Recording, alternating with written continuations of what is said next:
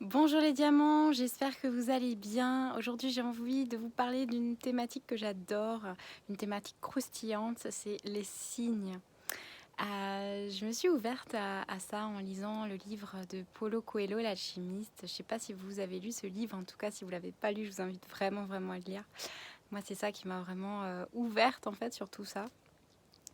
Pour vous raconter la petite histoire, j'ai justement eu plein de signes quand j'ai eu 20 ans. J'entendais parler de l'Australie et j'avais plein d'images de l'Australie qui venaient à moi alors que c'était pas un pays où spécialement j'avais envie d'aller. Et en fait, j'ai vraiment suivi des signes. Et quand je suis arrivée en Australie, j'ai eu ce livre de l'alchimiste entre les mains et je me suis dit, mais waouh, c'est exactement ça qui m'a guidée en Australie en fait, ce sont les signes. Et, hum, et depuis, ça fait 10 ans hein, quand même. Depuis ça, c'est vrai que je me rends compte que nous recevons en fait chaque jour des milliers de signes ou des centaines de signes pour en fait nous guider dans notre vie, nous aider justement pour nous guider vers les meilleurs chemins. Et, et parfois en fait on n'y fait plus attention, on se rend plus compte parce que voilà, on a notre routine, on a notre vie, on a nos habitudes et tout ça, donc c'est vrai qu'on on fait plus attention à ça. Mais je pense que c'est vraiment une magie à, à connecter le plus souvent possible, à être conscient le plus souvent possible aussi, parce que finalement, elle est toujours présente, elle est toujours là. Et ces signes, en fait, nous sont envoyés, en tout cas, ce que je ressens, c'est que ça nous est envoyé par l'univers, ça nous est envoyé aussi par nos guides, par nos anges, pour nous emmener vers certains chemins, pour nous dire qu'ils sont là, pour nous dire qu'ils nous aident, qu'on a leur soutien, etc. Donc c'est vraiment génial, quoi. C'est vraiment extraordinaire. Alors comment se manifeste un signe concrètement? Parce que bon, c'est bien beau tout ce que je vous raconte, mais vous vous dites, mais c'est quoi exactement un signe? Alors un signe, ça peut être en fait, par exemple, vous allez rencontrer une de vos amies pour échanger autour d'un petit verre, discuter. Elle va vous parler peut-être, je sais pas moi, d'une personne qu'elle connaît, etc. Ou d'un lieu qu'elle allait visiter. Et peut-être quelques jours après, une autre personne va vous parler de la même personne ou du même lieu qu'elle a visité. Ou alors vous pouvez, par exemple, vous retrouver devant, je sais pas moi, une affiche publicitaire avec justement le nom de ce lieu, le nom de cette personne écrit. Vous allez ouvrir un livre, ça va parler exactement de cet endroit ou de cette personne ou de cette situation. Enfin, vous voyez, en fait, c'est comme si finalement, à différents supports, différents canaux, vous allez retrouver en fait cette même thématique, cette même personne, ce même endroit en fait, alors que vous le cherchez pas forcément, vous n'êtes pas forcément dans la pensée de cet endroit et en fait ça va venir à vous naturellement. Donc c'est ça qui est assez magique. Pour vous raconter une petite histoire, j'étais donc en Italie et je me souviens, j'étais donc à Milan à ce moment-là. C'était le soir, je sais pas, vers 22 h, un truc comme ça. Et je me disais, bon, je sais pas trop ce que je vais faire demain. Est-ce que je reste à Milan? Est-ce que je bouge? Où je vais? Etc. Donc je me suis dit, bon, bah, on verra. Je sais pas trop.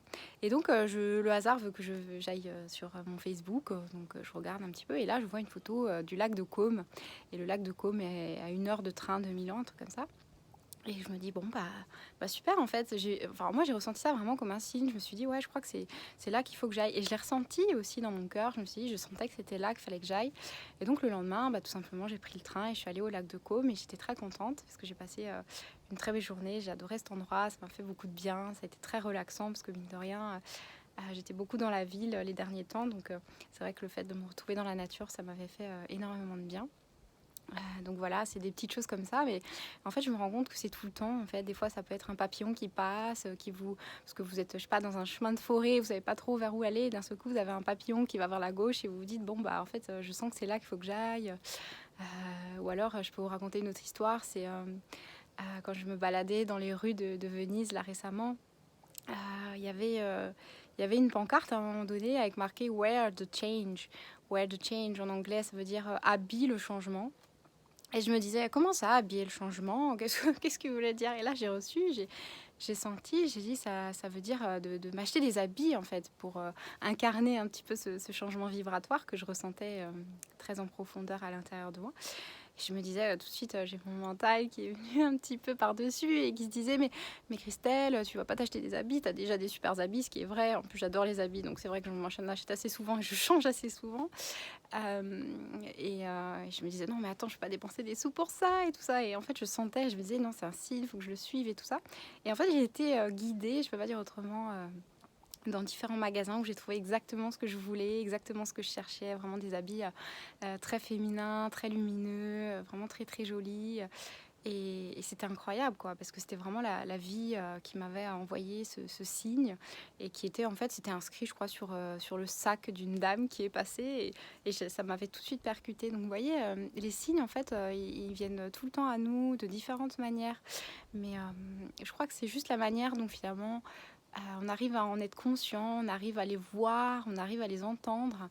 Et oui, parce que ça peut être aussi au travers du canal de l'audition, c'est vrai que j'en ai pas parlé. Ça peut être par exemple, vous êtes dans votre voiture et puis d'un coup il y a une musique qui passe, qui parle exactement de la situation que vous êtes en train de vivre et qui vous donne exactement les clés dont vous avez besoin. Vous voyez, ça peut être vraiment par différents canaux.